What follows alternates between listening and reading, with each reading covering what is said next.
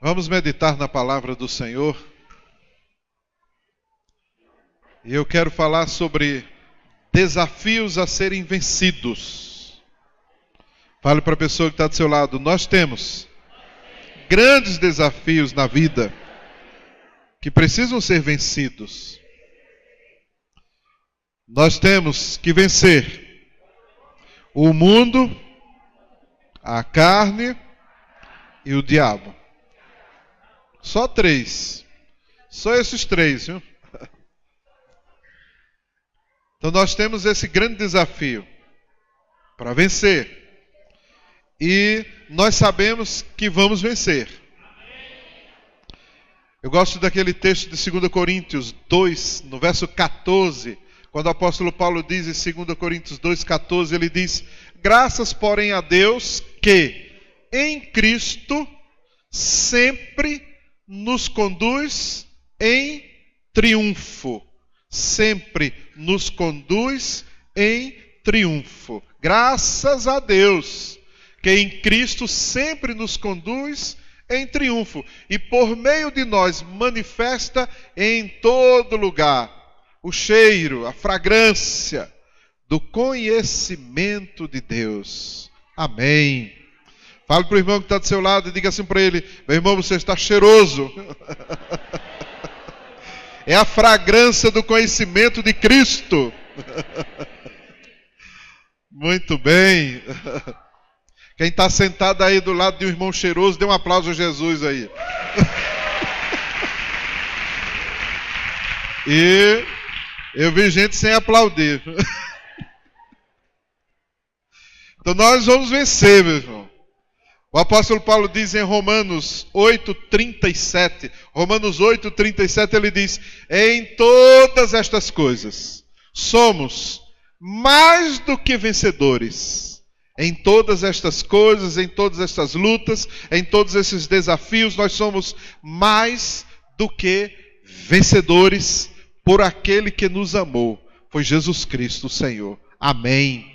Então, se você teve uma semana aí que passou de luta, de dificuldade, de batalhas, hoje o Espírito Santo de Deus renova as suas forças, renova o seu ânimo, renova as suas energias, e amanhã começa uma nova semana, e será uma semana diferente, será uma semana de bênçãos para você, será uma semana de vitórias, será uma semana de conquista, será uma semana de milagres na sua vida. Quem crê, se alegre mesmo. Aleluia! Glória a Deus! Fale para o irmão que está do seu lado, diga assim para ele: se anime, meu irmão. Essa semana vai ser diferente, viu? Vai ser uma grande bênção. Diga amém. O apóstolo Paulo, quando ele escreve a sua carta aos Coríntios, 1 Coríntios, lá no capítulo 15, quando ele vai terminando a carta, aí Paulo diz assim, ele usa uma expressão como se estivesse zombando até da morte. Ele diz: onde está, ó morte, a tua vitória? Onde está, ó morte, o teu aguilhão?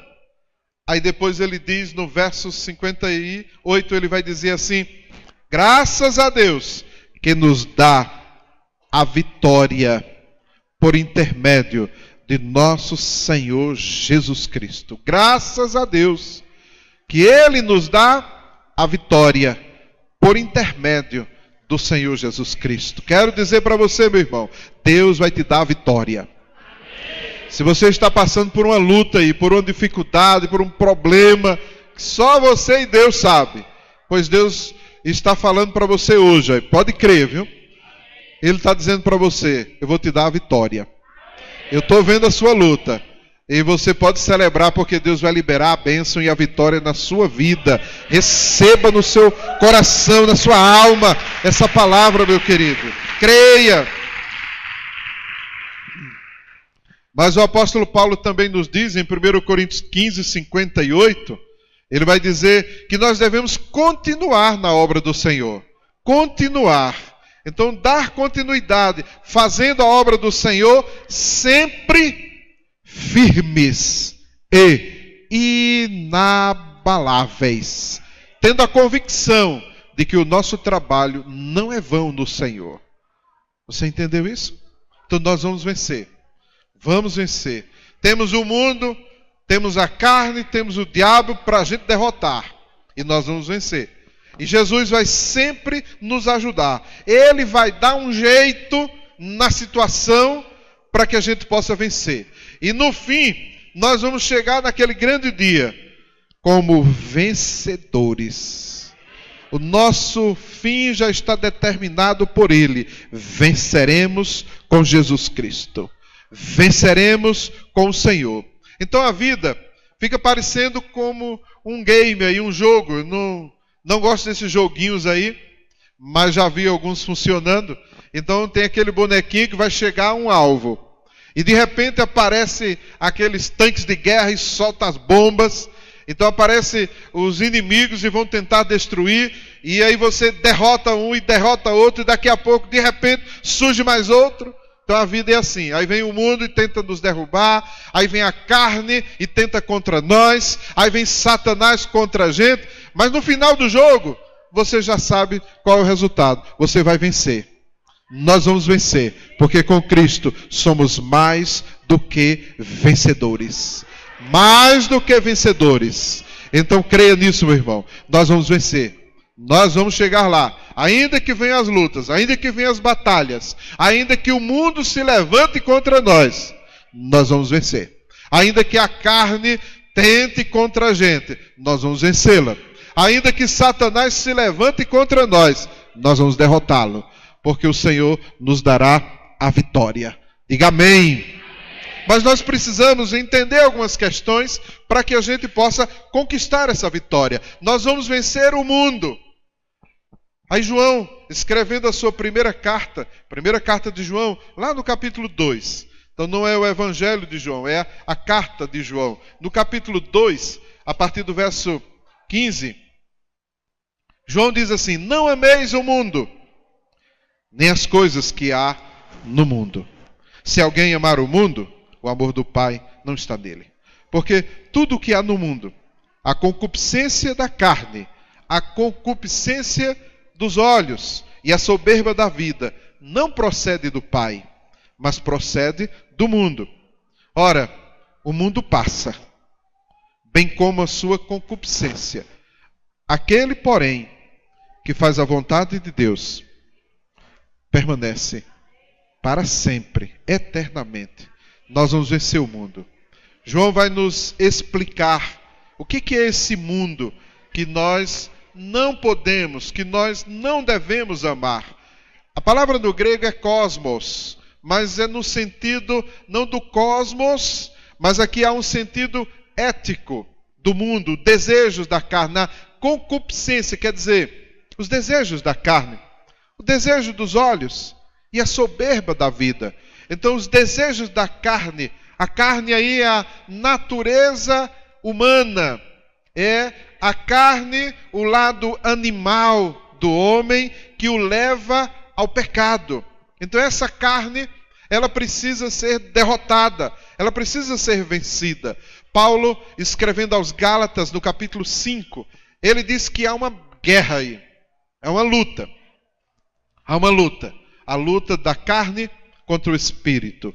E se você observar o texto em Gálatas capítulo 5, no verso 14, Paulo vai dizer desta batalha, desta guerra que nós travamos, e o texto vai usar espírito com o ezinho masculino, maiúsculo, grande. Então isso quer dizer que é o Espírito Santo de Deus. Então enquanto o Espírito Santo de Deus tem planos e propósitos para as nossas vidas, a nossa carne se opõe a isso. E trava uma batalha. E a gente tem que vencer essa batalha. Essa batalha, ela é possível ser vencida se nós não nos deixarmos envolver pelas paixões da carne. E a gente controlar isso, exercer domínio sobre os desejos, as paixões da carne. Isso é um grande desafio para todos nós.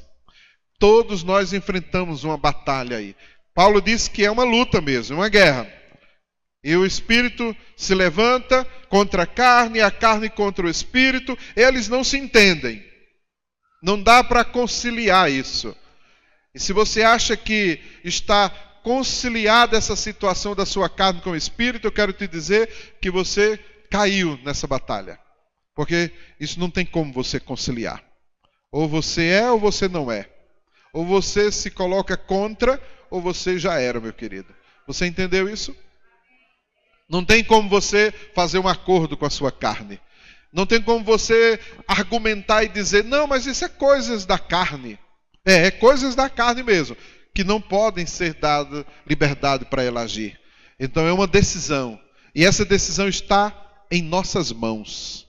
É nossa a decisão. Ainda que a carne insista, ainda que a carne tente, mas a decisão vai continuar nas nossas mãos. E nós precisamos vencer. Fortalecer esta vontade de fazer aquilo que Deus quer para nós, para que a gente possa vencer. Então eu quero dizer para você, meu querido, que você está travando essa batalha. E se você disser, não, eu não estou nessa batalha, eu vou te dizer, então, você perdeu essa guerra. E hoje Deus vai te levantar para você voltar ao campo de batalha e vencer, meu querido. Todos nós enfrentamos essa luta. E quem não está enfrentando essa luta é porque já perdeu ela. E eu quero declarar a vitória sua sobre os desejos da carne, porque a carne milita contra o Espírito. E não tem como você agradar a Deus vivendo na carne. Entendeu essa palavra? Aí o texto diz que nós vamos vencer o mundo, e o mundo seria os desejos da carne, fala também dos desejos dos olhos, aí vem os olhos que veem todas as coisas. E a gente olha para tudo e para todas as coisas, e a gente precisa ter muito cuidado. Nós estamos vivendo numa sociedade extremamente erotizada. Você já parou para observar isso? Eu estava nessa viagem, uma viagem que eu fiz, eu estava no Egito e eu vi alguns outdoors lá, com propaganda de alguns produtos lá, e vi imagem de mulheres no outdoor. O que aparece da mulher no outdoor? Só os olhos. E acabou. Aqui no Brasil, a única coisa que se aparece e ninguém olha é para os olhos. Entendeu isso? Os olhos.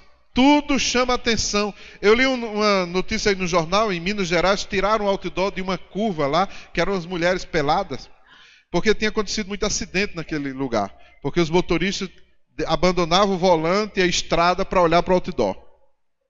Já pensou?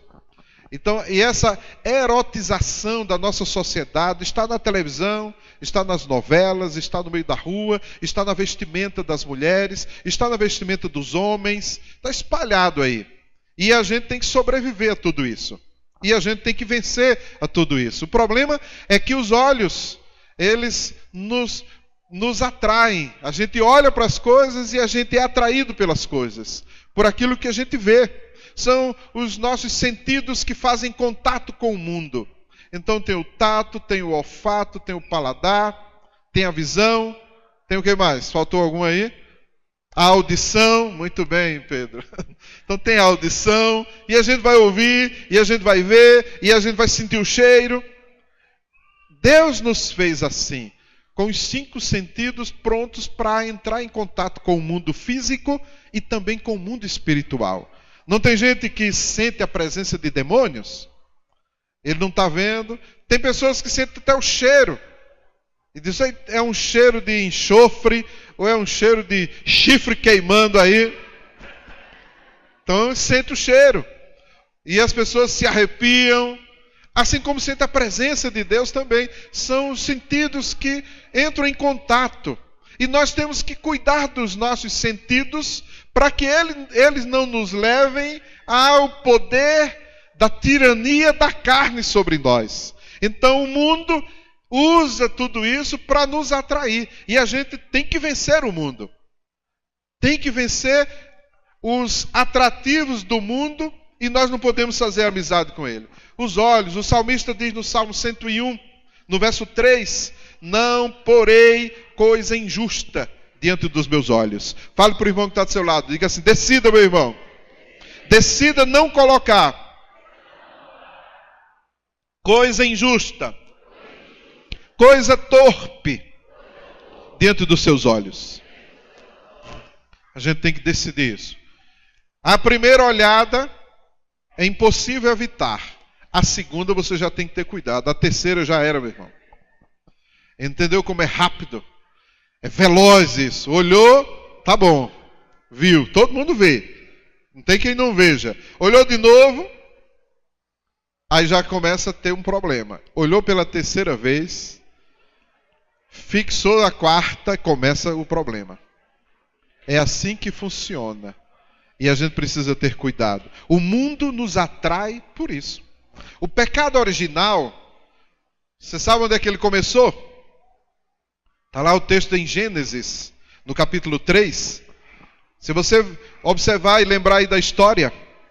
Então, quando Satanás vai tentar a mulher, o texto vai dizer, em Gênesis, capítulo 3, no verso 6, ele diz assim, ó: vendo a mulher que a árvore era boa para se comer, aí o texto diz, e agradável aos olhos. Satanás sabe perfeitamente como fazer a coisa. Vendo, e depois diz, agradável aos olhos. Aí o texto vai dizer no verso 7, depois do pecado se consumar, sabe o que acontece? Abriram-se então os olhos. E abriu-se os olhos para o pecado. O pecado original abriu os olhos para pecar ainda mais. Então é o desejo dos olhos. Então o mundo, ele funciona assim, com os desejos da carne, os desejos dos olhos e com a soberba da vida. A soberba da vida. Essa palavrinha no texto grego significa confiar em seus próprios recursos e poder. Então quem é o soberbo? Quem é aquele que assume a soberba da sua vida? Então o mundo nos leva à soberba. A soberba é você decidir confiar em seus próprios recursos e no seu próprio poder. É a confiança na estabilidade das coisas terrestres. Quando você confia na estabilidade das coisas da terra, você está pronto para cair. E o mundo tenta passar isso. E o mundo passa essa mensagem. Por isso que muitos ricos não procuram a Deus. Por quê? A soberba. Eu tenho dinheiro. Eu tenho o que eu quero. Então para que eu vou atrás do evangelho? Já pensou? Eu passei um outro dia e lembro que eu falei para um irmão, não lembro agora o que a gente estava fazendo, mas passando pelo lago. E no lago tinha umas lanchas lá. E a gente olhou e eu disse assim, já pensou em evangelizar essas pessoas e dizer assim, olha, vem para Jesus. Eles vão dizer, mas o que Jesus tem para mim? Ó? Olha o que é que eu tenho aqui. Dinheiro, bebidas, droga, mulher. Tá bom demais. Tem dinheiro, qualquer coisa eu resolvo. Será que resolve mesmo? O mundo passa a ideia de que resolve. E faz com que as pessoas se tornem soberbas. Que não dependam mais de Deus ou não queiram depender do Senhor. É assim que o mundo vai vencendo e destruindo as vidas. O apóstolo Paulo, em Romanos 12, no verso 2, ele vai dizer, em Romanos 12, verso 2, vamos lá o texto, é um texto muito conhecido. Ele diz para a gente não tomar a forma do mundo, mas transformar. Romanos 12, rogo-vos, pois, irmãos, depois no verso 2 ele vai dizer, e não vos conformeis com este século. É outra palavra para mundo. Mas transformai-vos pela renovação da vossa mente, para que experimenteis qual seja a boa, agradável e perfeita vontade de Deus. Então nós vamos vencer o mundo quando a gente transformar a nossa mente. E hoje, Deus vai mudar a sua mente aqui. Eu vou repetir para mais gente ouvir. Olha, hoje Deus vai mudar a sua mente. Fale isso para o irmão que está do seu lado hoje. Jesus vai mudar a tua mente. Então esse século de Romanos 12, aí, que está traduzido por século, a palavra é aion no grego, que quer dizer um estado de coisas que caracteriza a época presente. Um estado de coisas que falam da sociedade que a gente vive. Mas esse aion também significa, preste bem atenção, um ser espiritual. Quando Paulo usa essa palavra século, escrevendo aos Romanos, ele sabia que os gnósticos, que era um grupo herético nos dias até de Jesus e da igreja cristã primitiva, os gnósticos heréticos, eles usavam essa palavra para designar os poderes espirituais evoluídos. Então, este século, Paulo está querendo dizer, cuidado com este aeon, com este estado de coisas que caracteriza a sociedade, ou com este ser espiritual. Cuidado com ele. Não tome a forma dele. Mas nós vamos vencer pela renovação da nossa mente. Essa batalha será vencida com a mente, Usar a cabeça. Ser esperto, inteligente. Renovar a mente, o pensamento. Só uma mente renovada consegue identificar os aeons existentes no mundo, bem como as suas maquinações. Só uma mente renovada, vai conseguir identificar essas artimanhas de Satanás dominando o mundo. Quero ver uma coisa? As escolas fazem as festas, chamadas as festas do folclore brasileiro, vamos dizer assim. E aí, esses dias tinha uma festa aí na escola que falaram, é do Bumba Meu Boi. Qual é o problema do crente participar? É criança, quer criança. Mas aí, o que é que ensina essa história? Aí você vai ler. É um boi que morre e que ressuscita e que faz uma dança ao redor dele e uma festa para ele. Mas que bobagem, né? É folclore, gente. Deixa a criança participar. O crente que tem mente renovada não entra nessa de jeito nenhum. Há uma diferença. Você quer saber quando um crente tem uma mente de Cristo, uma mente renovada, e ele está usando isso? É quando ele consegue distinguir essas coisas. Aqueles que não têm isso, passa batido. Qual é o problema? Que ignorância desses crentes, que radicalismo, isso não é nada demais. Que coisa absurda, é uma criança. É exatamente a criança que o diabo quer. Satanás quer muito mais as nossas crianças do que nós mesmos. Entendeu isso? Por quê? Porque a gente já tem um certo entendimento e fica mais difícil para ele. Agora a criança não. Ele molda do jeito que ele quer. E infelizmente a gente está permitindo que isso aconteça em nossa sociedade, em nossos dias, com os nossos próprios filhos. É o Aeon, o Deus deste século, que cegou o entendimento. E a gente diz, não, mas isso é bobagem. Quando você diz isso, está denunciando a sua ignorância espiritual. A sua falta de revelação do mundo espiritual e das coisas espirituais. E você está também denunciando que você não está usando a mente de Cristo. Mas se você identifica isso, meu querido, já era. Satanás não leva vantagem sobre você. O apóstolo Paulo, escrevendo aos Coríntios, capítulo 2, 1 Coríntios 2, a partir do verso 14, ele vai dizer, o homem natural, ele não aceita as coisas do Espírito de Deus, porque lhes são loucura. O homem natural, é loucura essas coisas espirituais. Isso não existe, isso é exagero. E Satanás vai levando vantagem. E ele vai entrando. E vai entrando. Não viu esse projeto aí do governo? Para tentar fazer com que a sociedade engula de goela abaixo o homossexualismo, tanto para homem como para mulher, e começa a ensinar isso nas escolas? E aí começa a mostrar a família diferente daquela família que Deus estabeleceu? O que é que está por trás disso, gente? A gente sabe. Para a gente é um espanto. Daqui a um tempo, já não será mais espanto nenhum.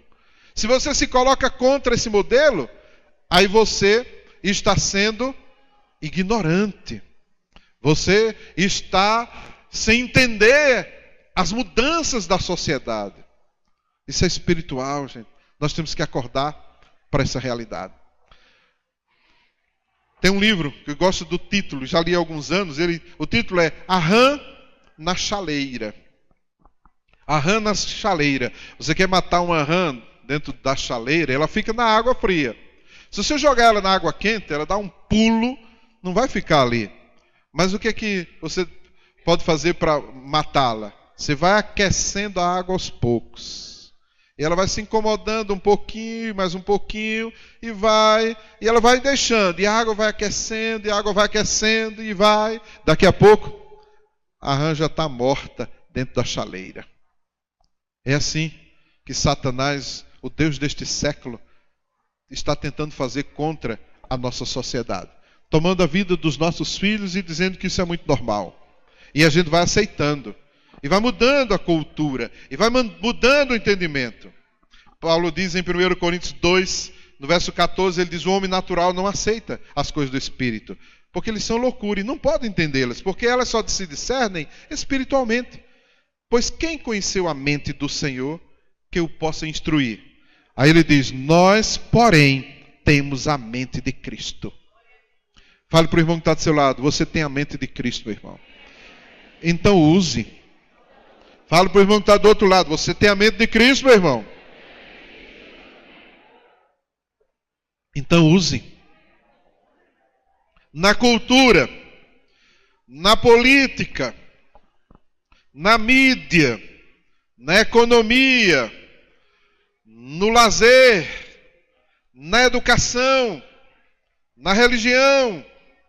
Satanás tem investido em todas estas áreas para dominar a sociedade em que a gente vive. Você sabia disso? Não? Tão inocente. Não sabia disso? Não?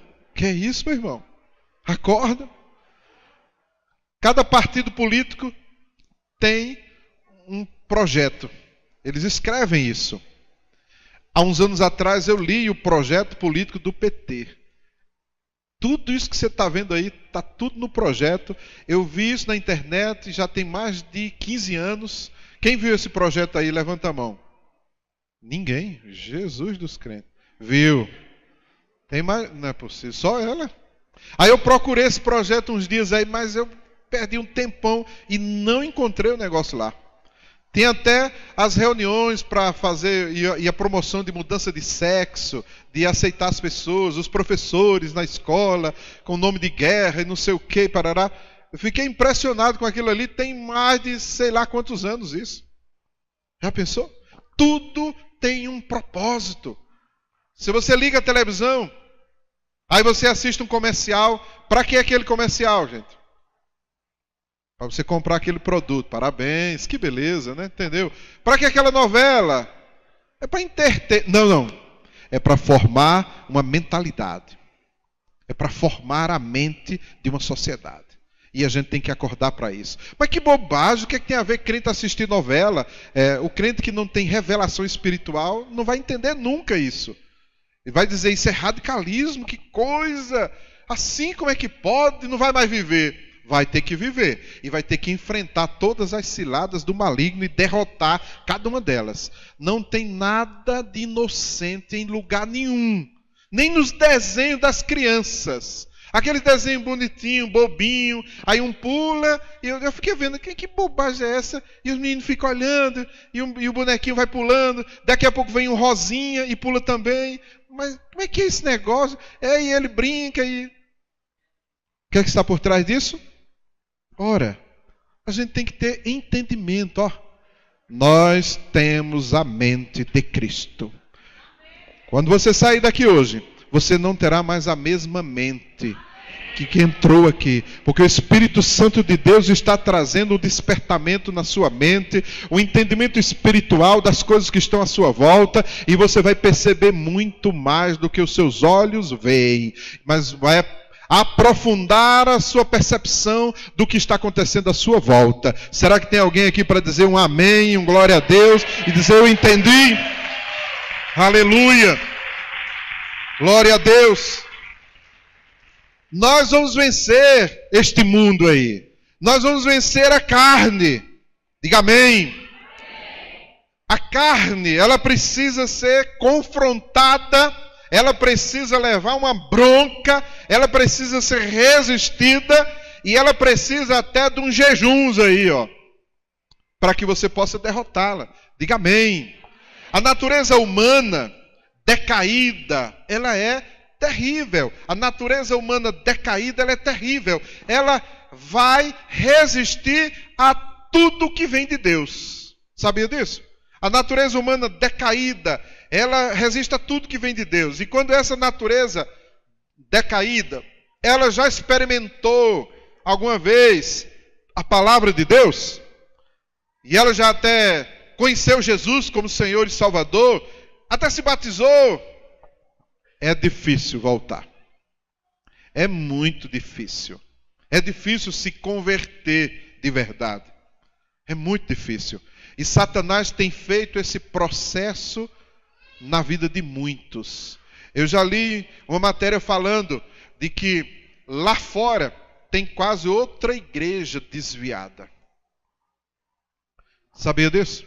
Se você olhar à sua volta, se você usar a sua memória aí, você vai ver quantas pessoas que estavam aqui na nossa igreja e não estão mais. E não estão em nenhuma outra igreja. Voltaram para o mundão. Porque Satanás vai tentando. Eu quero te dizer, meu querido, olha, Satanás não desiste da gente. E ele usa a carne para tentar nos puxar para baixo. Para tentar fazer com que a gente desista. Fazer com que a gente retroceda na nossa decisão. E a gente tem que lutar contra isso. E é fácil, é? Não. Não é fácil. Mas é possível a gente vencer. É possível.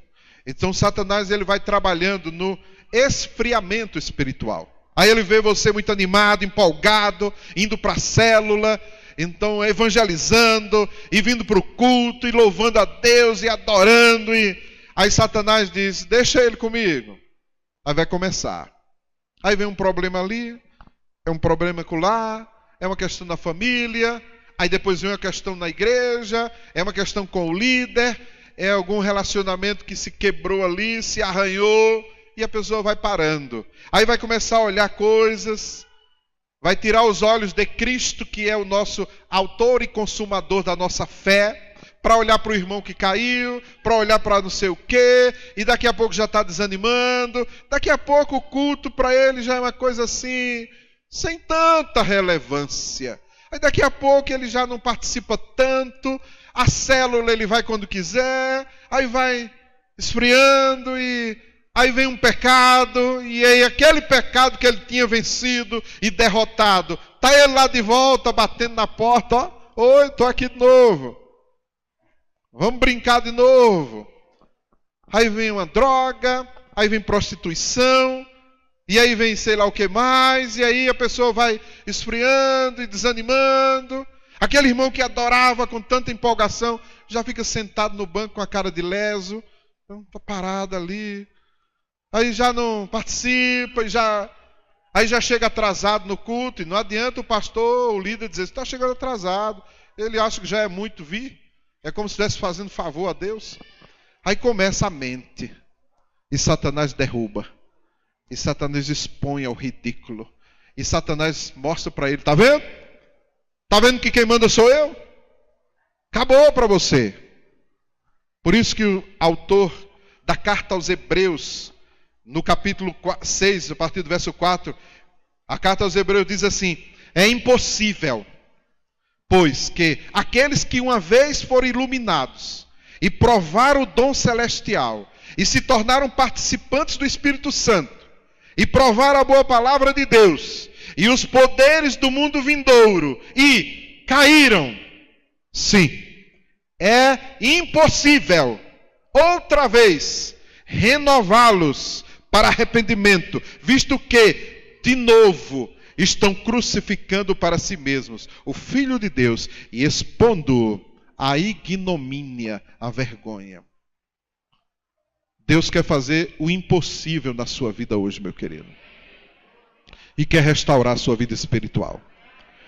O Espírito Santo de Deus quer renovar você hoje. O Espírito Santo de Deus quer trazer um avivamento espiritual no seu coração. Satanás não quer isso. A sua carne não quer isso. Mas Deus quer. O Espírito Santo de Deus quer fazer uma grande obra na sua vida. E Ele vai fazer essa obra hoje. Há uma unção tremenda aqui neste lugar para mudar a sua vida. Arrancar toda a frieza espiritual do seu coração. E fazer você apaixonado por Jesus como nos primeiros dias. Quando você se converteu. Quando você aceitou Jesus como seu Salvador, como é que foi? Eu lembro. Quando é que foi? E eu lembro o que eu senti no meu coração. E o desejo, naquele dia, quando aquele pastor me evangelizou, de verdade, conversou comigo, o desejo naquele dia, no meu coração, era abandonar tudo para servir ao Senhor. E eu lutei por isso. Eu tinha que segurar essa vontade, até aquele grande dia que o Senhor me liberou para isso. Como foi nos seus primeiros dias de convertido? Você está lembrado? Como foi a primeira vez que você recebeu a unção de Deus na sua vida? Como é que foi? É possível você voltar a estes dias. É possível você se apaixonar de novo, como naqueles dias. A sua carne não manda em você. A sua carne não tem domínio sobre você. É mentira de Satanás. É você quem manda. É você quem manda, meu querido. E você tem que vencer essa natureza carnal, decaída. Essa natureza da carne, ela mostra os seus sinais. Você quer ver esses sinais de uma natureza decaída no pecado? Primeira coisa que ele faz é esconder os pecados. Peca escondido. Eu quero dizer para você, meu querido, nada há encoberto que não haja de ser revelado. Que Deus tenha misericórdia, porque é assim mesmo, infelizmente. Satanás arma contra a gente. E quando a gente cai, ele nos expõe. É a carne que ele usa muitas vezes. Esconder pecados. Justificar os seus próprios pecados. Todo mundo é pecador. Até na igreja também. Todo mundo peca. Todo mundo e todo mundo e todo mundo. Você não é todo mundo. Deus te escolheu. Você é alguém muito especial para Deus. E Ele tem um plano especial para a sua vida, meu querido. Fale isso para a pessoa que está do seu lado. Olha, você é especial.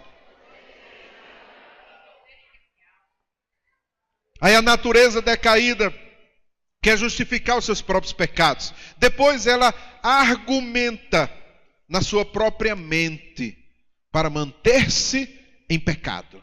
Argumenta. Não, é possível sim você viver em pecado. Qual é o problema? Todo mundo peca. É possível sim você pecar. Esse pecado é muito pequeno. E esse pecado... E você vai sendo enganado, ó. A mente é um grande campo de batalha. E você tem que vencer aqui na mente. Encha a sua mente com a palavra de Deus, porque você terá argumentos contra os desejos da carne. Encha a sua mente com a palavra de Deus, porque você vai ter argumentos contra Satanás. Quando Satanás vier com a tentação, você vai se levantar e vai dizer, pois é, Satanás, mas está escrito. Está escrito. Você tem que saber o que é que está escrito. Os decretos de Deus em seu favor, em nosso favor. A mente decaída, essa natureza decaída em pecado, ela também chega ao ponto de achar que não tem mais jeito. Não tem mais jeito. Sabe de uma coisa? Eu vou desistir. Eu vou desistir. É a natureza decaída. Aí diz assim, não, eu vou mudar de igreja. Porque o apóstolo, esse pastor, mete um pau aí, eu fico... Não, eu quero um negócio mais light. Eu acho que eu quero... Aí muda de igreja. Eu quero mudar de célula. Esse líder e não sei o quê, eu quero... Ao invés de decidir mudar dentro dele. Porque o problema não está em mudar de igreja. Não está de mudar de célula. Está em mudar lá dentro. E deixar o Espírito Santo de Deus fazer uma obra de mudança, de transformação na vida. Para onde ele foi, é a mesma coisa. Porque o problema é ele. Mas o que tem de pior, na natureza decaída, é quando o homem desiste. Então não desista. Não desista. Ainda que você tome uma decisão e no outro dia você caia, se levante. Aí você caiu de novo, levanta de novo. Mas aí não teve jeito, você prometeu, caiu de novo. Levante de novo. Levante de novo. Levante tantas vezes quantas forem necessárias. Mas não fique decaído, porque Deus tem um plano na sua vida. Ele não desiste de você. Ele não desiste de você. Ele não desiste de você. Então você tem que vencer. E a sua vitória contra a carne começa com arrependimento profundo e sincero. Fale para o irmão que está do seu lado. Você quer vencer a carne na sua vida? Você quer vencer o pecado da carne na sua vida? Então a primeira coisa que você tem que fazer é se arrepender profundamente e sinceramente. Pedro, o grande apóstolo Pedro, ele deu muito trabalho para Jesus, como discipulador dele. Negou a Jesus 3 vezes, aí depois ele é confrontado por Jesus, aí depois ele chora amargamente, ali no momento que prendem a Jesus, ele desiste, aí Jesus o visita, e quando Jesus pergunta para ele, amas-me? O texto vai dizer que pela 3ª vez Jesus pergunta isso, e ele entristece-se e diz, Senhor, tu sabes todas as coisas, tu sabes que eu te amo. E depois daquela experiência, houve um arrependimento profundo em Pedro, e ele nunca mais negou a Jesus. Nunca mais Pedro negou a Jesus. E diz a tradição que quando Pedro foi morto, morreu na cruz, foi julgado, condenado, um mártir do cristianismo. Pedro morre na cruz, de cabeça para baixo, porque disse que não era digno de morrer como morreu o seu Senhor. Arrependimento profundo vai nos dar a vitória contra o pecado, contra a carne. Você entendeu isso? E não tenha vergonha de se arrepender não, meu irmão. Não tenha vergonha não.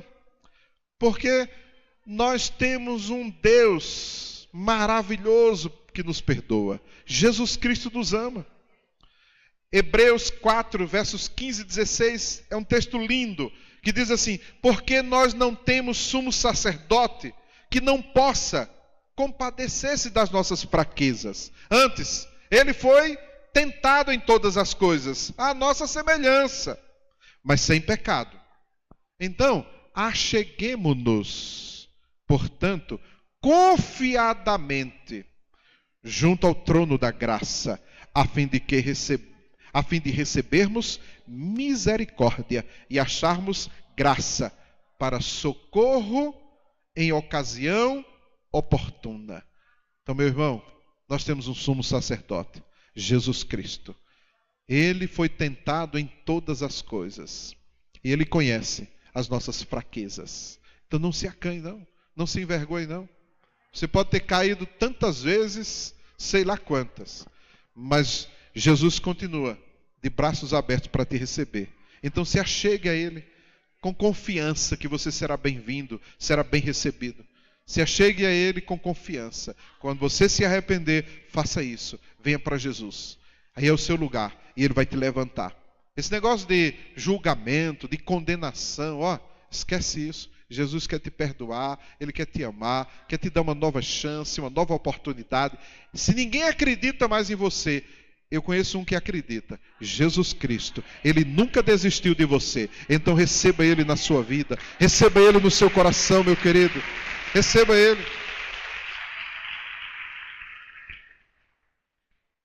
Quando você se arrepender, aí você vai confessar.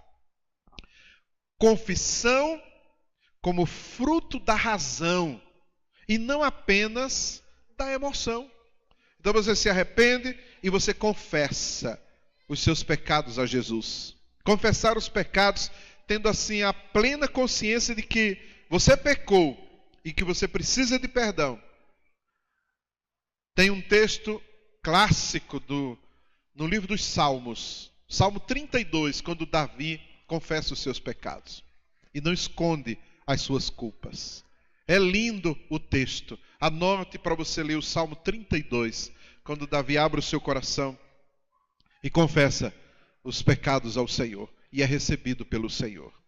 O livro de Provérbios 28, no verso 13, o que encobre as suas transgressões, jamais prosperará. Mas os que as confessa e deixa, alcançará misericórdia. Se confessarmos os nossos pecados, Ele é fiel e justo para nos perdoar os pecados e nos purificar de toda a injustiça. E aí você precisa se arrepender, confessar, mas tem uma outra coisa muito importante que você precisa fazer para que isso possa ser consolidado na sua vida. Porque muitas vezes a gente se arrepende, a gente confessa e até chora, mas com o passar do tempo cai de novo. Está precisando de alguma coisa a mais. Humildade para se submeter a um discipulado que mudará o seu caráter. Humildade para que você possa se submeter a um discipulado. Humildade para se submeter a um discipulado que vai mudar o seu caráter. Você se arrepende, você confessa, mas você precisa de ajuda, alguém que vai te acompanhar na sua vida espiritual. Alguém que vai estar do teu lado, orando por você, aconselhando. Quando Satanás vier com os seus ataques, você tem alguém da sua confiança para você orar junto e falar da sua tentação. É melhor você confessar uma tentação do que ter um pecado exposto. E dá tempo para você entender isso e buscar o seu líder espiritual, o seu discipulador, o seu pastor, seu apóstolo, quem você quiser, para que você possa ser consolidado na sua decisão. Muitos confessam, muitos se arrependem, mas poucos se mantêm. Por quê? Porque está faltando esse discipulado. E você só vai conseguir esse discipulado se você for humilde o suficiente para aceitar aquela pessoa, aquele irmão, que é um líder mais experiente, ou que não seja nem tão experiente, mas é alguém que Deus colocou sobre a sua vida para te ajudar. Quando você abre mão disso, você se expõe aos ataques do inimigo.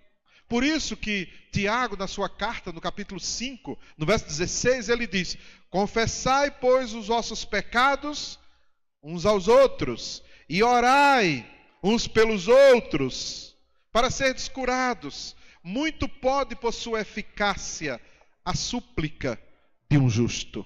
Somos uma igreja em células, no modelo dos 12. Somos uma igreja que vivemos o discipulado, mas nem todos estão debaixo de um discipulado.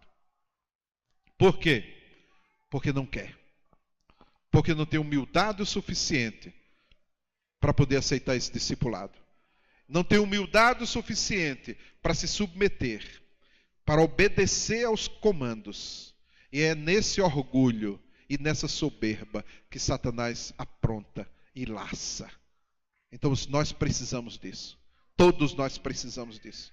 Quando o Tiago diz confessar os nossos pecados uns aos outros, tem nada a ver de você ir num confessório e parará pererei e receber a penitência e está resolvido. Não.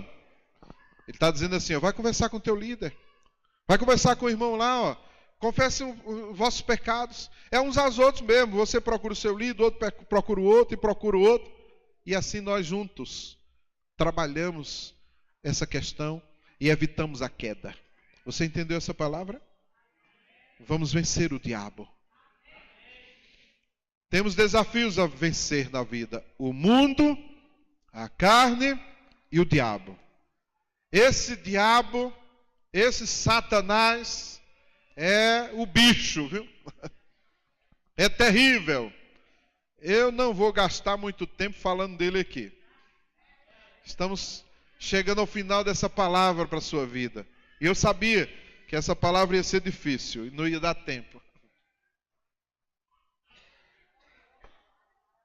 Satanás é um ser incrível, maravilhoso, sedutor, astuto, enganador, tem poder. Ele se transforma até em anjo de luz.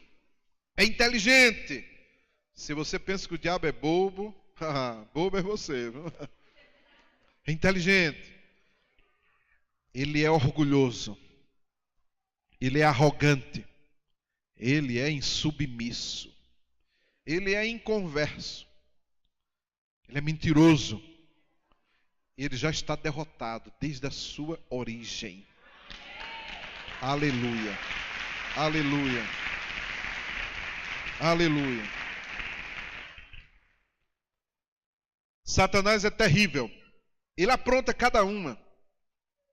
Olha, Satanás na igreja, ele coloca irmão contra irmão. Satanás na igreja, ele coloca um líder contra outro. Ele inventa fofoca, mentira, joga o veneno, discórdias. Ele levanta grupos dentro da igreja.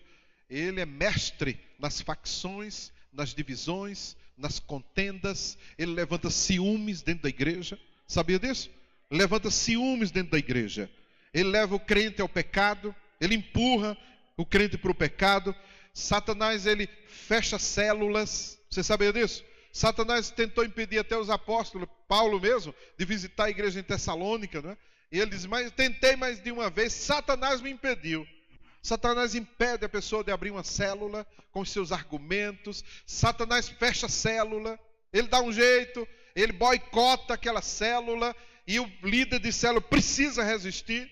Ele tem que resistir. É uma semana sem visitante, 2, 3, 4, 5, tantas quantas forem necessárias, até aquele grande dia, quando a multidão vai chegar na sua célula. Mas você não pode desistir, meu querido. Não pode desistir. Então Satanás, ele vai boicotando a célula, ele vai boicotar até a realização da reunião de célula. Ele impede a chegada de visitantes, ele traz confusão dentro da célula, e o líder precisa ter olhos espirituais para enxergar essas coisas. Ele coloca incredulidade no coração das pessoas, ele leva as pessoas à idolatria, à feitiçaria, ele impede as pessoas até de ofertar, como a gente viu hoje no texto de Atos 5, impede as pessoas de serem dizimistas, ele tira a palavra plantada no coração.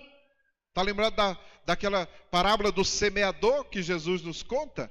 Então ele tenta arrancar aquela semente que foi plantada. Satanás coloca doença na vida das pessoas. Satanás provoca acidentes. Você sabia disso? Satanás leva as pessoas aos vícios. Ele cega o entendimento. 2 Coríntios 4:4, Paulo diz isso. Deus deste século cegou o entendimento. Cega o entendimento. E pessoas tão cultas não entendem nada, bolufas da palavra. E outros tão simples, entendem toda a revelação. Por que isso?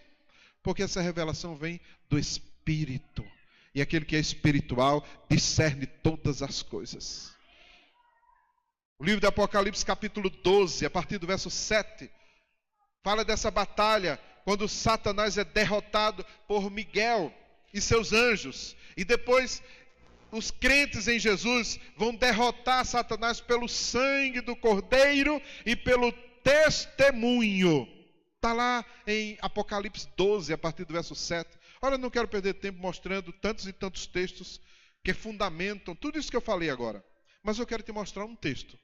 Isaías 14. O profeta Isaías, no capítulo 14, ainda que alguns teólogos digam assim, não, mas isso não tem a ver com Satanás, eu vou te mostrar que tem, viu? Em Isaías, no capítulo 14, a partir do verso 12, o texto diz, como caíste do céu, ó estrela da manhã, filho da alva, como foste lançado por terra, tu que debilitavas as nações, tu dizias no teu coração, eu subirei ao céu, acima das estrelas de Deus, exaltarei o meu trono, e no monte da congregação me assentarei, nas extremidades do norte, subirei acima das mais altas nuvens, e serei semelhante ao Altíssimo.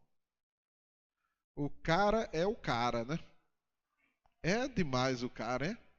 E o texto ainda diz mais, ó, verso 15 de Isaías 14, contudo, serás precipitado para o reino dos mortos, no mais profundo do abismo. Os que te virem, te contemplarão, hão de fitar-te e dizer-te, é este o homem que fazia estremecer a terra e tremer os reinos? que punha o mundo como um deserto e assolava as suas cidades, que a seus cativos não deixava ir para casa?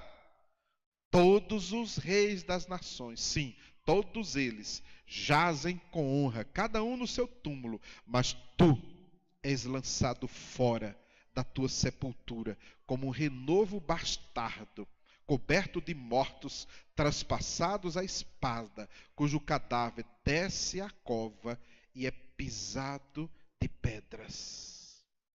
Naquele grande dia, quando o Senhor nos chamar, a gente vai ver o diabo, olha. Será que vai ver mesmo, hein? Vai ver aquela coisa insignificante. E a gente vai olhar, mas era tu? Mas que bicho sem vergonha, pá! Mas era tu que perturbava a minha vida, mas eu não acredito que era você não. Está lá o infeliz. Mas era tu mesmo, é o texto de Isaías dizendo, né? Tu que tocava fogo nas cidades, fazia, acontecia, mas sem vergonha, pá!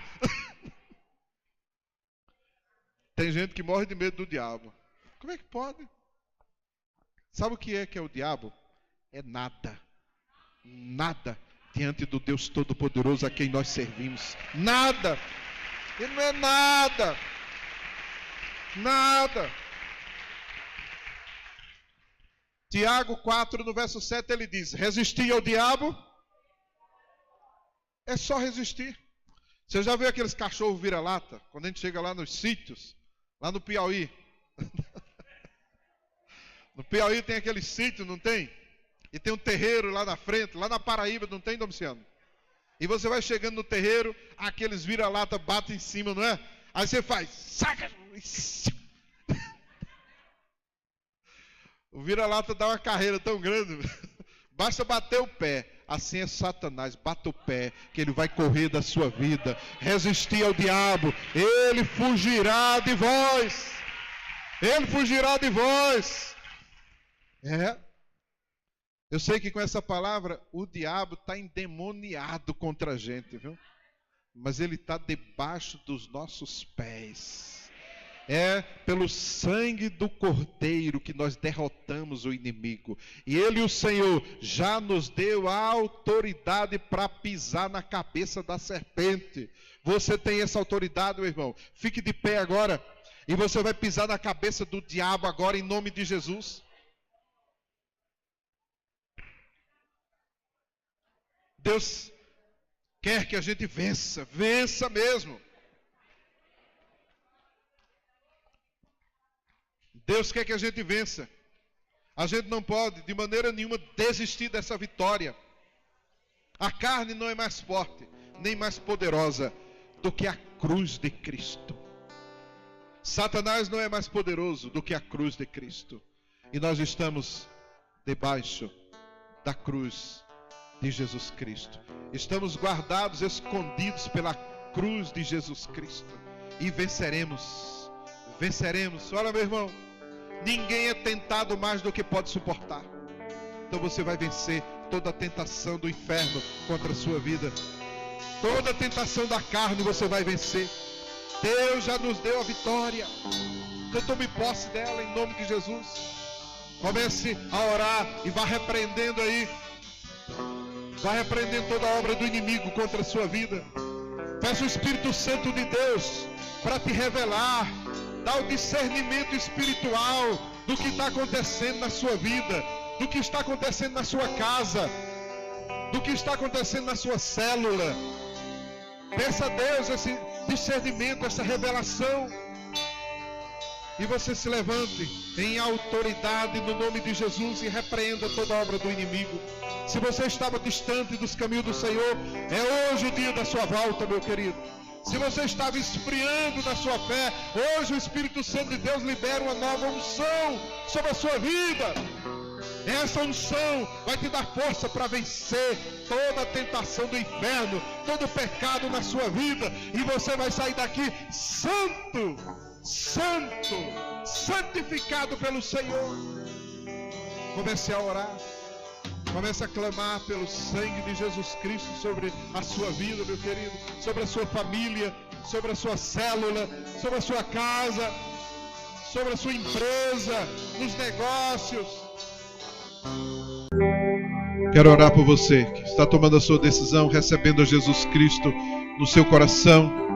A sua vida está sendo transformada hoje. Jesus está entrando no seu coração agora, mudando radicalmente a sua vida. Você, quando sair daqui, você não vai ser mais a mesma pessoa que entrou. Vou orar por você.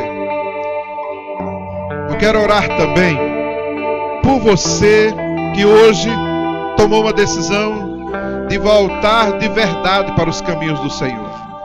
Você tinha se afastado, você tinha caído em tentação e hoje você decidiu voltar. Eu quero orar por você